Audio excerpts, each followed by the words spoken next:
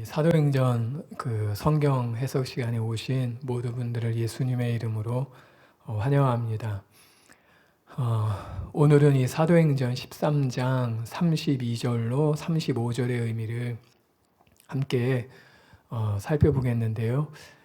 먼저 간단하게 이 단락의 이해를 위해서 배경을 조금만 설명해 드리고 시작하는 것이 좋을 것 같습니다. 이 BCD 안디옥에 도착한 이 바울과 바나바는 이 회당에서 설교할 기회를 얻게 됩니다. 사도행전 13장 16절로 41절은 바울이 이 사도행전에 기록된 최초의 설교예요. 물론 안디옥에서 그 이전에 예수님을 증거한 내용이 있습니다. 그런데 기록된 바울의 설교 내용으로는 이 사도행전 13장 16절로 41절이 최초의 내용 설교예요. 사도행전 13장 16절로 41절에 바울의 최초의 설교는 크게 세 부분으로 나눌 수 있습니다. 첫째는 16절로 25절에서 이 족장들의 선택으로부터 시작해서 예수님께 와서 절정에 이르는 이스라엘의 역사 개관이에요. 두 번째는 26절로 37절에서 예수님의 십자가 죽으심과 이 부활에 관한 내용입니다. 그리고 세 번째 이 마지막 부분은 38절로 41절인데 이 설교의 이 결론이자 적용의 말씀이에요. 예수님을 믿을 것을 권고하고 또 믿지 않은 것에 대해 경고하는 그러한 내용이 있습니다.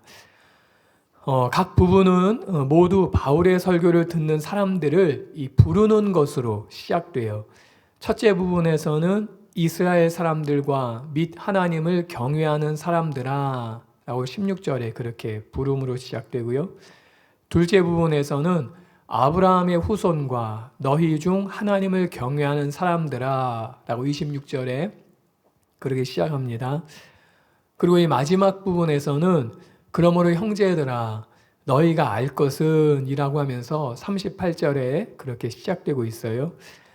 여기서 이 하나님을 경외하는 사람들, 이스라엘 사람들이나 형제들, 아브라함의 후손은 유대인이라는 것을 알게 되지요. 근데 하나님을 경외하는 사람들, 이 사람들은 이방인들이지만은 유대교로 개종한 사람들을 가리키는 표현입니다. 여기서 이 바울의 설교의 핵심은 예수님의 오심, 또 예수님의 십자가의 죽으심, 그리고 예수님의 부활이에요. 그런데 이 모두가 하나님께서 이스라엘 백성에게 하셨던 이 약속의 성취라는 것에 중요점이 있습니다. 즉, 족장들에게 주어지기 시작하여서 다윗 왕에게서 최종적으로 구체화된 하나님의 약속은 이 예수님의 오심과 십자가와 부활을 통하여 모두 완전히 성취되었다는 것이에요. 바울이 예수님에 관해 가장 심도 있게 다룬 부분은 이 부활입니다. 부활에 관한 것인데요. 이 설교 중에 가장 많은 내용을 차지하는 그러한 주제이지요. 이 시간에는 예수님의 부활에 관한 내용 중에 일부를 함께 그래서 살펴보겠는데요. 그렇다면 함께 이 사도행전 13장 32절로 35절을 읽어보겠습니다. 우리도 조상들에게 주신 약속을 너희에게 전파하노니 곧 하나님이 예수를 일으키사 우리 자녀들에게 이 약속을 이루게 하셨다 함이라. 시편 2째 편에 기록한 바와 같이 너는 내 아들이라 오늘 너를 낳았다 하셨고 또 하나님께서 죽은 자 가운데서 그를 일으키사 다시 썩음을 당하지 않게 하실 것을 가르쳐 이르시되 내가 다윗의 거룩하고 미쁜 은사를 너에게 주리라 하셨으며 또 다른 시편에 일렀으되 주의 거룩한 자로 썩음을 당하지 않게 하시리라 하셨느니라. 바울은 저희들이 함께 읽은 이 32절로 35절에서 구약 성경을 세 군데를 인용합니다. 그러면서 논리정연하게 예수님의 부활에 대해서 설명하였어요. 이 바울이 인용한 이 구약 성경은 시편에서 2구절, 또 이사야에서 1구절이에요. 그러면은 이 본 단락을 한 절씩 함께 살펴보며 그 의미를 찾아보겠습니다. 먼저 이 33절이에요. 33절에 곧 하나님이 예수를 일으키사 우리 자녀들에게 이 약속을 이루게 하셨다 함이라. 시편 2째 편에 기록한 바와 같이 너는 내 아들이라 오늘 너를 낳았다 하셨고 라는 말씀이지요. 바울은 이 33절 앞에인 32절에서 조상들에게 주신 약속을 너희에게 전파한다 라고 말했어요. 또 방금 읽은 33절에서 이 약속을 이루게 하셨다 라고 말했습니다. 그렇다면 여기서 이 바울이 말한 약속은 무엇입니까? 이 약속은 문맥을 보시면은 사도행전 13장 23절에서 다윗에게 한 약속인 것을 알 수 있어요. 사도행전 13장 22절로 23절이에요. 패하시고 다윗을 왕으로 세우시고 증언하여 이르시되 내가 이새의 아들 다윗을 만나니 내 마음에 맞는 사람이라 내 뜻을 다 이루리라 하시더니 하나님이 약속하신 대로 이 사람의 후손에서 이스라엘을 위하여 구주를 세우셨으니 곧 예수라. 그리고 이 다윗에게 한 약속은 구약 사무엘하 7장 12절로 14절에 근거하고 있어요. 사무엘하 7장 11절로 14절을 저희들이 좀 읽어보면은요. 전에 내가 사사에게 명령하여 내 백성 이스라엘을 다스리던 때와 같이 아니하게 하고 너를 모든 원수에게서 벗어나 편히 쉬게 하리라. 여호와가 또 내게 이르노니 여호와가 너를 위하여 집을 짓고 내 수완이 차서 내 조상들과 함께 누울 때에 내가 내 몸에서 날 내 씨를 내 위에 세워 그의 나라를 견고하게 하리라. 그는 내 이름을 위하여 집을 건축할 것이요 나는 그의 나라 왕위를 영원히 견고하게 하리라. 나는 그에게 아버지가 되고 그는 내게 아들이 되리니 그가 만일 죄를 범하면 내가 사람의 매와 인생의 채찍으로 징계하려니와 라는 말씀이에요. 여기서 볼 때 이 약속은 구체적으로 내가 내 몸에서 날 내 씨를 내 뒤에 세워 그의 나라를 견고하게 하는 것임을 알 수 있습니다.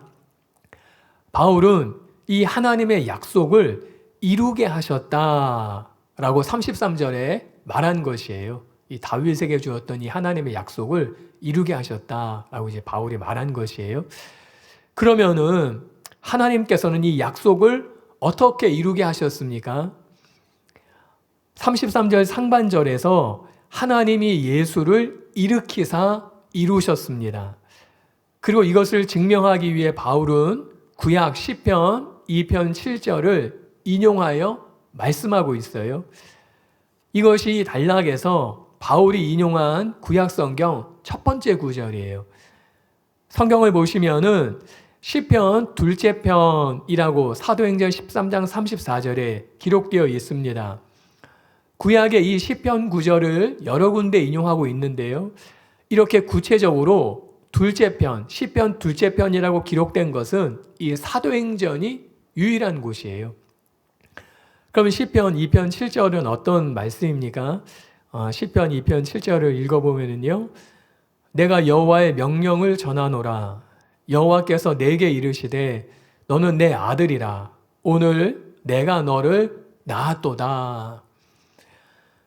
이 시편 2편은 메시아 시편으로 내가 너를 낳았다라는 표현은 시편 2편의 문맥상 문자적으로 낳았다는 의미가 아니라 왕을 세우는 것, 왕이 자신의 보좌로 등극하는 것을 시편 2편에서 문맥적으로 가리킵니다. 간단히 시편 2편 7절의 앞구절인 6절을 보면은 쉽게 알 수 있지요. 그 6절은 이렇게 말씀해요. 내가 나의 왕을 내 거룩한 산 시온에 세웠다 하시리로다 라고 말씀해요. 그리고 이어서 7절이 나옵니다. 그러므로 시편 2편 이 7절은 문맥상 왕의 등극을 의미하는 그런 말씀이에요. 바울은 지금 이 시편 2편을 인용하고 있다는 사실이죠. 즉 바울이 약속을 이루셨다는 것은 하나님께서 예수님을 일으키심으로 되었는데 이 사실을 증거하며 나았다는 시편 2편 7절을 인용하였습니다. 그러므로 일으키심과 나았다는 것은 상응하는 동일한 개념이라는 것을 우리는 알 수 있어요. 바울이 일으키셨다는 것을 증명하기 위해서 시편 2편을 인용하였기 때문에 그것이 같은 개념이라는 것을 알 수 있습니다. 그렇다면은 일으키사의 의미를 알면은 이 나았다는 의미도 알 수 있습니다. 그러면은 이 일으키사의 의미는 무엇입니까? 이것을 알아보기 전에 이 나았다에 대한 여러 해석들을 먼저 소개하고 일으키사의 의미를 살펴보겠습니다. 너는 내 아들이라 오늘 너를 낳았다. 이 복음서 가사로도 유명한 그런 찬양 가사로 쓰이는 그런 말씀이지요. 이 너는 내 아들이라 오늘 너를 낳았다라는 이 의미는 무엇입니까? 이 질문에 대한 해석으로 대략 4가지로 압축할 수 있습니다. 첫 번째로 문자적으로 오늘 너를 낳았다를 출산으로 의미한다고 보는 것이에요. 문자적으로 낳았다, 그러니까 출산이다 라고 보는 것이에요. 그런데 이것은 사실 부적절한 표현이고 오늘이라는 표현의 해석이 어려워지고 또 복잡해져요. 두 번째, 이것을 내가 너를 낳았다는 것을 오늘 내가 너에게 선언한다 라는 왕위를 갱신하는 신탁의 의미로 보는 것이에요. 내가 너를 낳았다. 이것은 내가 오늘 너를 낳았다는 것을 선언한다. 그러니까 왕으로 등극한다. 또 하나님이 정해주신 그 왕의 자리를 신탁의 의미로 보면서 그렇게 선언하는 의미라는 것이죠. 이것은 시편 2편의 문맥에서는 가능한 의미입니다. 왜냐하면 왕의 대관식이나 왕에게 준 약속의 갱신과 이 말씀은 연관이 되어 있기 때문이에요. 세 번째는 너는 내 아들이라 오늘 너를 낳았다를 예수님께서 세례 요한에게 세례 받으실 때 선포된 하늘의 소리, 누가복음 3장 22절에 나오지요. 사랑하는 너는 내 사랑하는 아들이라 그런 문구가 있지요. 그것에 대한 연관성을 암시하는 것으로 이해하는 것이에요. 그래서 예수님께서 세례를 받으실 때 하나님께서 예수님을 낳은 것으로 또 양자 삼은 것으로 보는 것이에요. 그런데 이것은 이 사도행전의 전후 문맥을 통해 보면은 하나님의 아들이신 예수님을 낳은 것은 33절 상반절에 있는 예수님을 일으키신 사건과 연결되므로 사실 어울리지 않는 그런 해석이에요. 마지막으로 네 번째, 예수님의 부활을 의미하는 것으로 하나님께서 예수님께 새 생명을 주시고 왕위에 앉히시고 아들의 지위를 준 행동으로 보는 것이에요. 오늘 내가 너를 낳았다라는 그것을요. 이 가운데 오늘 내가 너를 낳았다에 대한 가장 자연스러운 해석은 마지막 네 번째 해석입니다. 부활을 의미하면서 하나님께서 예수님께 새 생명을 주시고 왕위에 앉히시는 그 행동으로 본다는 것이지요. 그렇다면은 이제 그와 상응하는 일으키사의 의미를 과연 그러한지 함께 살펴보도록 하겠습니다. 먼저 3가지로 이 일으키사에 대한 의미를 이렇게 살펴보기 원하는데요. 먼저 이 33절의 문법을 통해서예요. 문법. 일으키사가 부활을 의미하는 것임을 이 문법을 통해서 알 수 있습니다. 한글 개역 이 개정 성경에서 보시면은 곧이라고 번역된 단어는 헬라어로 호티 호티라는 접속사입니다. 뭐뭐 하는 것이라는 의미를 담고 있는데요. 이것은 33절의 앞절인 32절에서 바울 일행이 비시디아 안디옥 유대인들에게 전하고 있는 약속의 내용임을 암시합니다. 그리고 그 내용은 무엇이냐면은 바로 하나님께서 예수님을 일으키심으로 성취하신 것이에요. 33절에서 약속을 이루게 하셨다 해서 이루게 하다는 헬라어로 에크페플레로켄입니다. 이 단어는 완전히 채우다, 완전히 이루다를 뜻하는 에크플로레오의 3인칭 단수 제1완료 능동태 직설법, 이거 뭐 중요하지 않아요? 인데요, 그가 이루어 오셨다라는 뜻이에요. 그가 이루어 오셨다. 또 이 원형인 에크플레오로는 전치사 에크, 뭐뭐로부터와 동사 플레오로 성취하다, 이루다의 합성어예요. 에크플레오는요. 그런데 이 접두사인 에크, 이 전치사 에크는 동사의 의미를, 플레오로의 의미를 강조하여서 완전히 성취하다, 완전히 채우다라는 의미를 강하게 표현하고 있습니다. 더욱이 이 33절에서 사용된 에크페플레로케는 앞서 설명드린 대로 제1완료 시제예요. 하나님께서 다윗의 자손이며 구주이신 예수님을 통해 이루시겠다고 약속하신 모든 내용이 예수님을 통하여 이미 완전하게 성취되었음을 시사하는 것이에요. 완전하게 성취되었음을. 그러므로 이것을 볼 때 33절에서 일으키다는 메시아의 탄생을 의미하기보다는 약속의 완전한 성취를 의미하는 부활을 뜻하는 것으로 보는 것이 타당합니다. 왜냐하면은 예수님의 탄생만으로는, 예수님이 탄생하셨다라는 그것만으로는 하나님께서 다윗에게 약속하신 약속이 완전히 성취되었다는 것을 보기에는 무리가 있어요. 그냥 예수님이 탄생하셨다, 그것을 다윗에게 줬던 약속의 완전한 성취다라는 것을 무리가 있어요. 좀 더 설명드리면은 다윗에게 약속하신 것은 그의 나라가 견고하게 되는 것이지요. 그의 나라가 견고하게 되는 것이에요. 그렇다면 견고하게 되는 것은 예수님의 탄생으로만이 아니라 예수님의 탄생을 포함해서 예수님의 부활하심으로 완성되는 것이에요. 그래야지 다윗에게 주었던 그의 나라가 견고할 수 있는 것이지요. 그래서 문법적으로 일으키사가 부활을 의미한다는 것을 알 수 있어요. 그리고 두 번째, 일으키사가 부활을 의미한다는 것은 문맥을 통하여 또 알 수 있습니다. 바울은 이미 사도행전 13장 30절에서 예수님의 부활을 증거했습니다. 사도행전 13장 30절을 보시면은요, 하나님이 죽은 자 가운데서 그를 살리신지라 부활을 말씀했지요. 그러므로 예수님의 일으키심은 예수님의 부활을 의미해요. 이미 바울은 부활을 말했고 또 이어서 이제 33절에서 일으키심을 말하기 때문에 문맥상 부활을 의미합니다. 뿐만 아니라 이 사도행전에서 일으키사라는 동사가 사용될 때 부활을 나타내는 것으로 쓰였습니다. 그러한 구절들이 있는 것을 기록했는데요. 그리고 바울과 바나바는 바로 하나님께서 약속하신 것에 대한 증인으로 전파한다고 말합니다. 사도행전 13장 32절에 우리도 조상들에게 주신 약속을 너희에게 전파하노니 라고 말해요.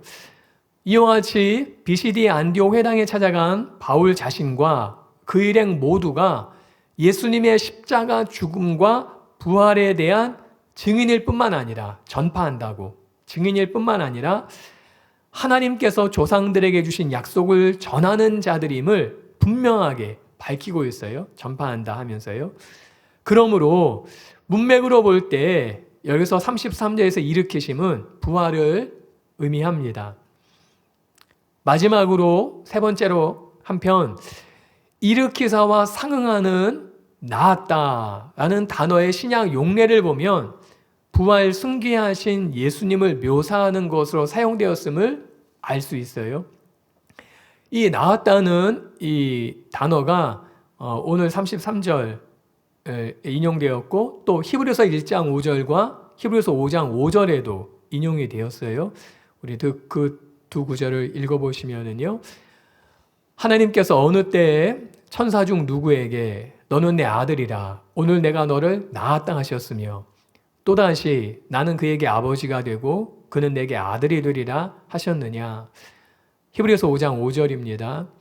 또한 이와 같이 그리스도께서 대제사장 되심도 스스로 영광을 취하심이 아니요 오직 말씀하신 이가 그에게 이르시되 너는 내 아들이니 내가 오늘 너를 낳았다 하셨고 이 히브리서 두 구절에서 너는 내 아들이라 오늘 내가 너를 낳았다 아니 시편 2편 7절에 구절 인용했는데요. 이 구절 역시 구약 시편 2편 7절 인용한 그런 인용구예요. 히브리서 기자는 이 시편 2편 7절을 인용하며 히브리서에서 왕으로 통치하시는 승귀하신 예수님을 설명하고 있습니다. 이처럼 신약에서 이 성경 저자들은 시편 2편 7절에 나았다는 용어를 예수님의 출생에 관해 언급할 때 사용하지 않고 부활하심으로 하나님의 아들이라는 이름을 얻으셨을 때 사용하는 것을 우리는 볼 수 있습니다. 한편 로마서 1장 3절로 4절에서도 마찬가지 같은 예로 사용했어요.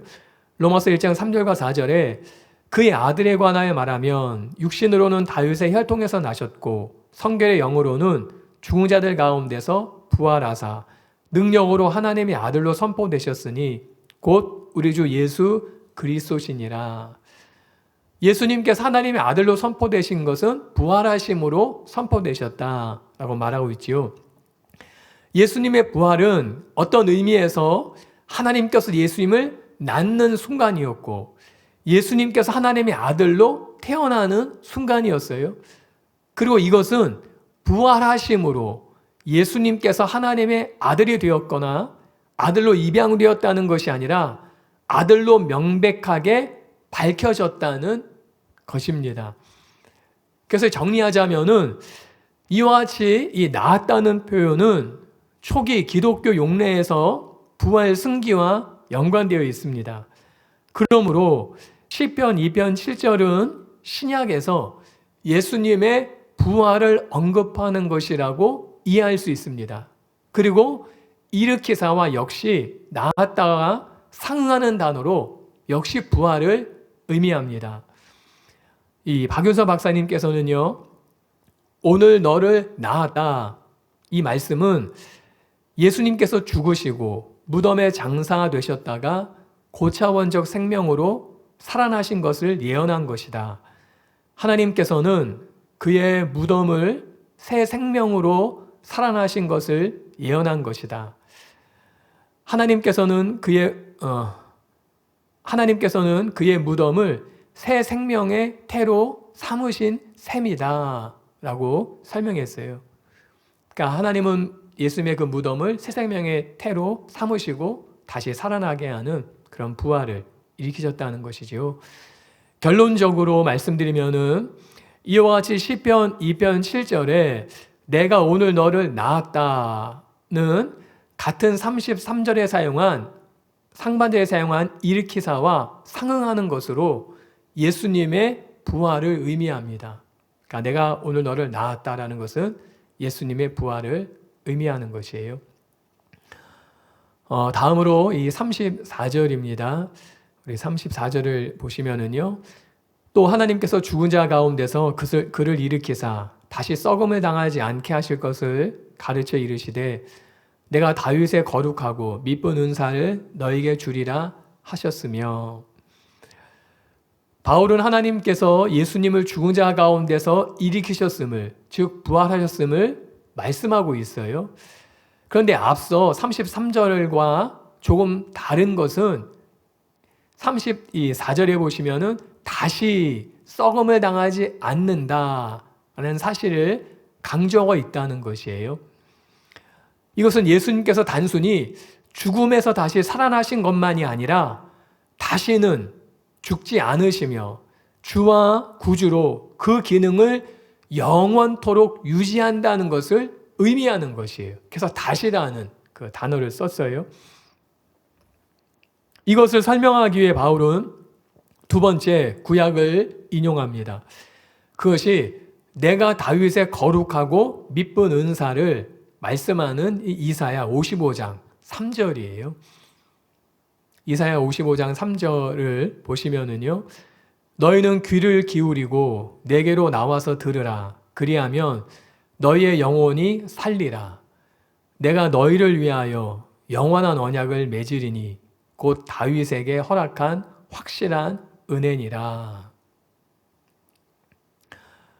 바울은 예수님께서 다시 썩음을 당하지 않을 것을 말씀하며 연관된 의미로 구약 이사야 55장 3절인 다윗에게 허락한 확실한 은혜를 인용하였어요.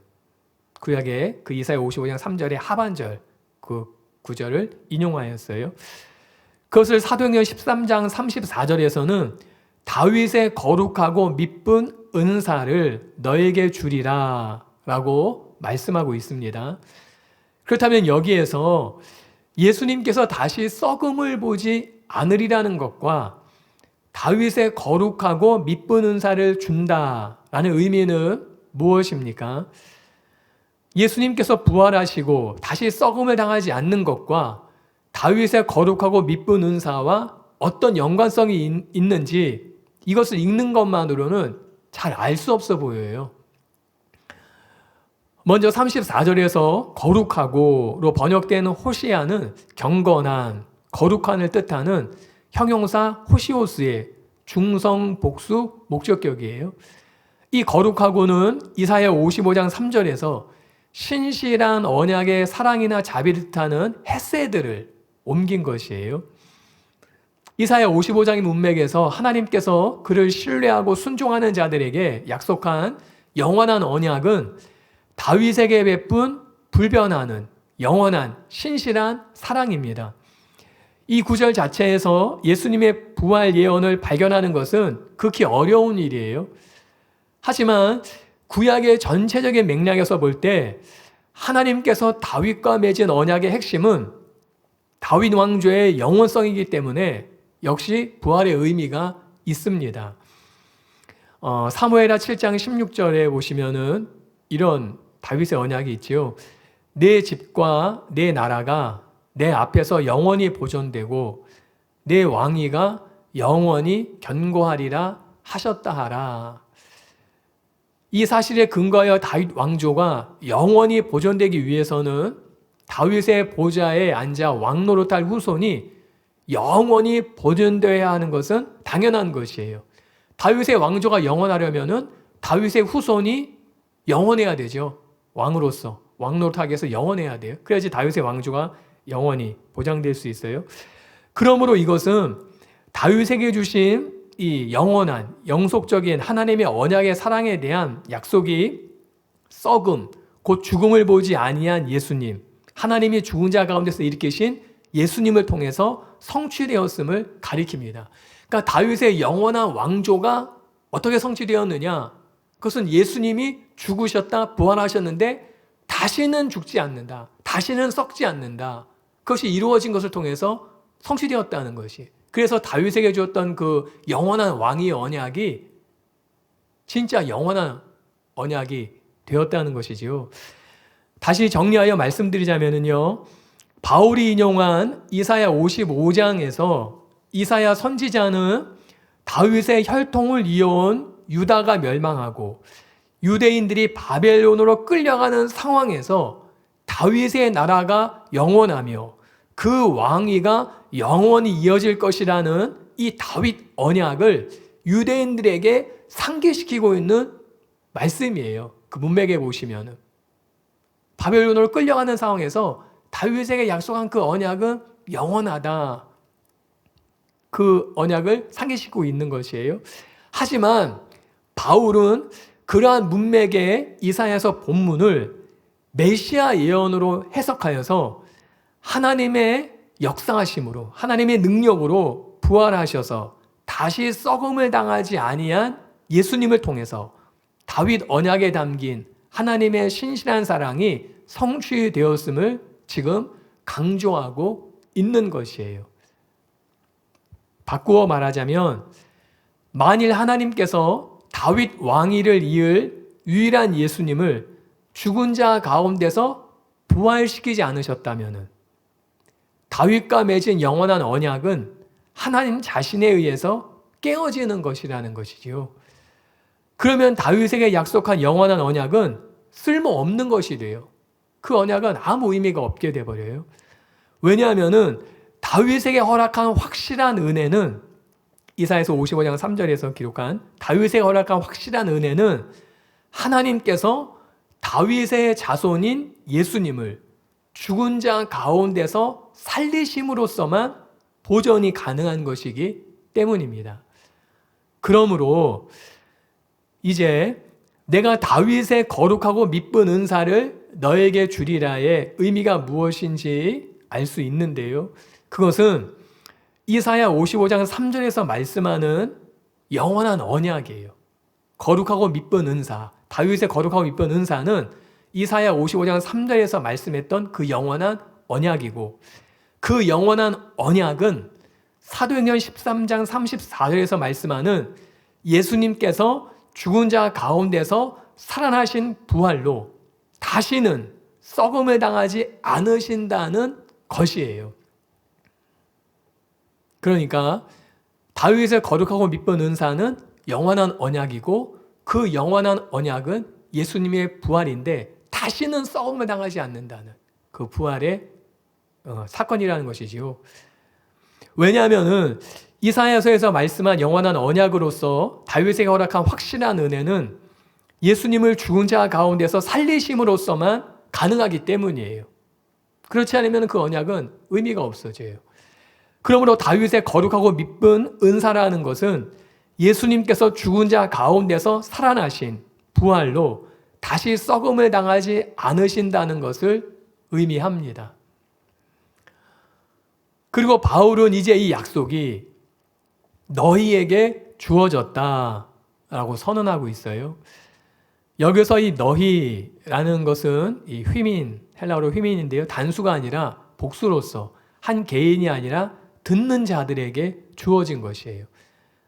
사도행전 13장 38절과 39절에서 다시 나오는 것처럼 바울의 설교에서 중요한 것이 바로 이 부분입니다. 즉 죽은 자 가운데서 살아나시고 다시 썩음을 당하지 않으시는 예수님의 부활의 능력은 하나님의 절대 주권으로 예정된 사람들에게만 주어진 것이 아니라 듣는 모두에게 주어졌다는 사실이에요. 좀 더 설명드리면은 하나님께서는 예수님을 죽은 자 가운데서 살리셔서 용서와 칭의를 주시는 분으로 삼으심으로써 다윗을 향한 하나님의 신실하심을 후대에도 계속해서 모두에게 보여주실 것이라는 말씀이라는 것이에요. 다윗에게 약속한 그 영원한 언약은 예수님이 부활하심으로 다시 썩지 않으로 성취되었고, 그 약속은 계속해서 후대의 영영이 보여주신다는 그런 말씀이에요. 문제는 이것을 들은 사람들의 이제 반응에 달린 것이지요. 이 약속을 어떻게 반응할 것인가, 거기에 달려있는 것이에요. 마지막으로 이 35절입니다. 35절 보시면은요, 또 다른 시편에 일렀으되 주의 거룩한 자로 썩음을 당하지 않게 하시리라 하셨느니라. 이것은 시편 16편 10절을 인용한 말씀이에요. 시편 16편 10절은 다음과 같지요. 시편 16편 10절을 보시면은요, 이는 주께서 내 영혼을 수월에 버리지 아니하시며 주의 거룩한 자를 멸망시키지 않으실 것임이니이다. 사도행전 13장 35절은 이 앞구절인 34절과 줄이니 또 거룩하고의 이 동일한 단어를 사용하며 34절과 35절은 긴밀하게 연결되어 있습니다. 또 34절에서 다시 썩음을 당하지 않게 하는 그 어구는 바로 여기 35절에서 즉 시편 16편 10절에서 온 것이에요. 그리고 이 시편 16편 10절은 앞서 사도행전 2장 27절에서 베드로의 설교에서도 인용되어 사용되었습니다.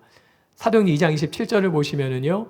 이는 내 영혼을 음부에 버리지 아니하시며 주의 거룩한 자로 썩음을 당하지 않게 하실 것이미로다. 베드로도 역시 이 시편을 인용해서 설교를 했어요. 그리고 이제 다시 바울에 의해서 인용된 것이지요. 그러므로 34절과 35절은 이 헬라어 사본에서 형용사인 거룩한이라는 호시오스로 다음과 같이 연결되어 있음을 알 수 있어요. 근데 이 호시오스, 이 거룩한뿐만 아니라 썩음과 주리라라는 단어도 같이 연결되어 있어요. 연관이 되어 있어요. 그래서 이 거룩한이라는 것은 어떻게 연결되는지를 보시면은요.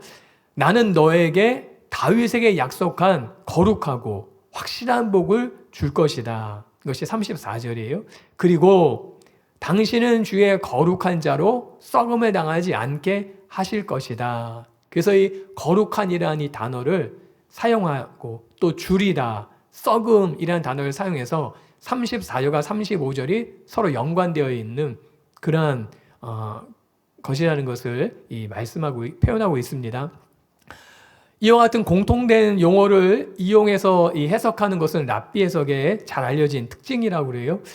즉 34절에서 인용한 이사야서 55장 3절과 35절에서 인용한 시편 16편 10절은 이런 단어, 거룩한, 또 썩음, 주리라는 이러한 단어들을 통해 서로 연결되어 있다는 것이에요. 이사야 55장 3절과 시편 16편 10절은 서로 연결되어 있다는 것이에요. 그러면은 35절에서 바울이 인용한 이 시편 16편 10절의 인용문의 의미는 무엇입니까? 여기에 대해서는 5가지의 해석이 있는데요. 제가 읽어드린 이 해석을 이렇게 들으시면은요, 이게 무슨 말인지 잘 모르신데요. 그래도 한번 이렇게 참고 삼아 제가 이 5가지의 해석을 한번 읽어드리겠습니다. 이렇게 원고가 다 있어서요. 원고를 한번 이렇게 보시면은 그래도 좀 이해가 되실 수 있어요. 근데 일단은 5가지 해석을 읽어드릴게요. 첫 번째 해석은 34절은 하나님이 미래를 위하여 다윗과 맺으신 약속의 성취를 하나님의 백성들에게 전하는 것으로 간주될 수 있습니다. 이 약속은 용서 등에서 표현된 메시아를 통한 구원에 관한 것입니다. 그러나 이 경우 35절과의 연결고리로 보기는 어렵습니다. 하는 해석이에요. 두 번째는 34절은 메시아의 영원한 통치에 관한 약속입니다. 이는 그가 영원히 살고 부패를 결코 보지 않을 때에만 가능한 일입니다. 또 세 번째 해석은 35절은 34절의 거룩한 것을 썩음을 당하지 않았던 거룩하신 분의 관점에서 의미를 한정하는 것으로 볼 수 있는데, 따라서 34절은 내가 너희에게 다윗의 거룩한 분, 신실한 분을 회복시킬 것이다를 의미하게 되며 36절 이하는 그 거룩한 분이 메시아, 예수님임에 틀림없음을 증명합니다. 네 번째 해석은요.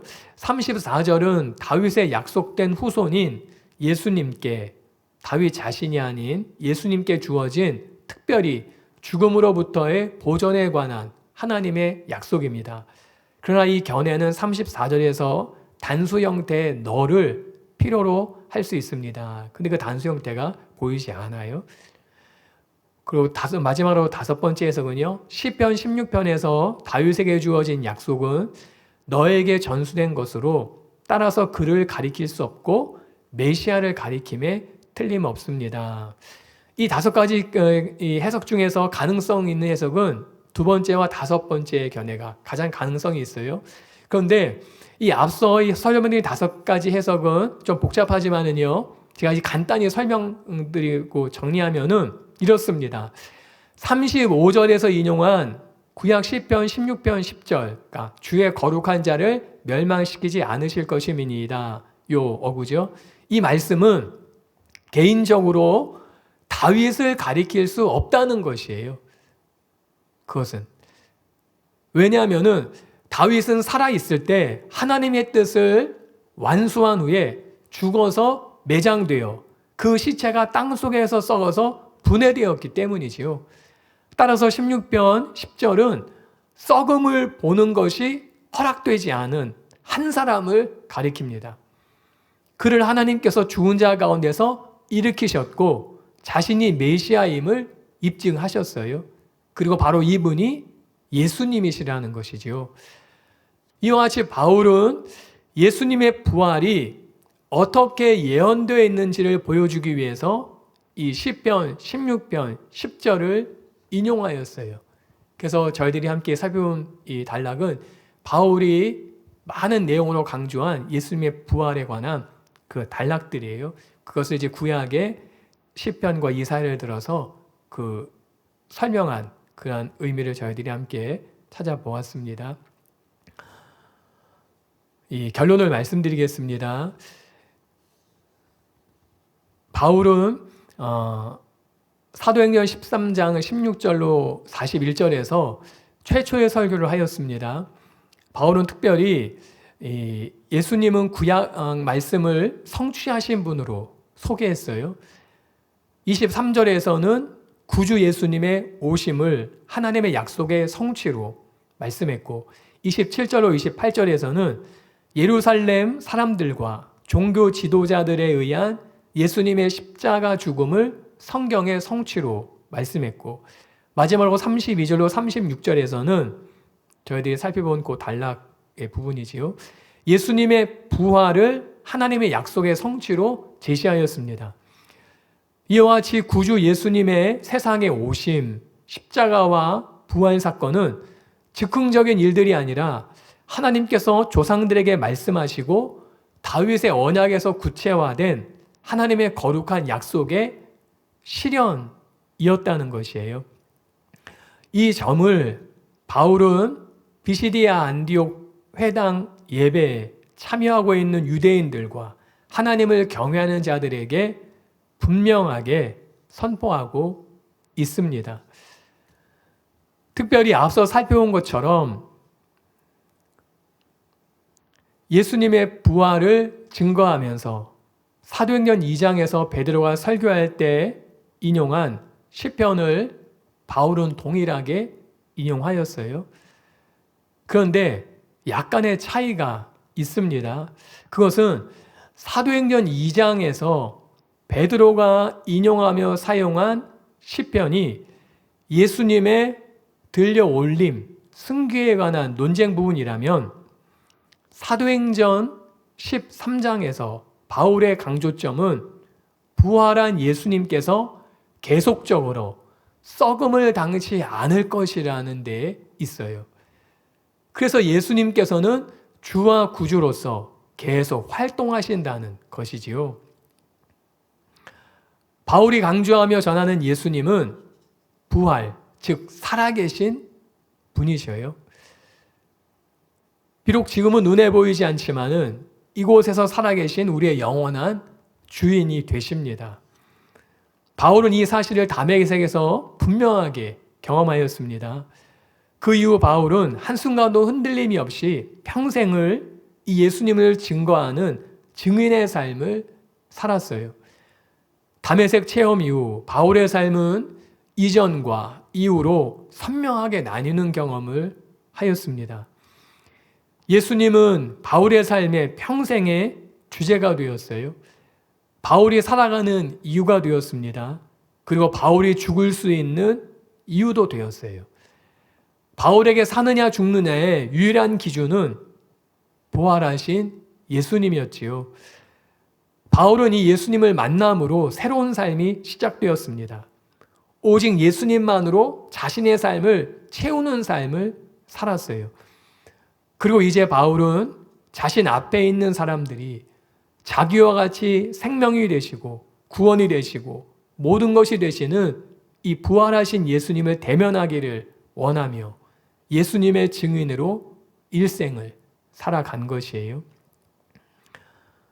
이와 같이 정말 예수님께 온 마음을 다 빼앗긴 채 평생을 살았던 바울이 되면은, 바울처럼 산다면은 얼마나 좋겠습니까? 저와 여러분의 모두의 소원일 것이에요.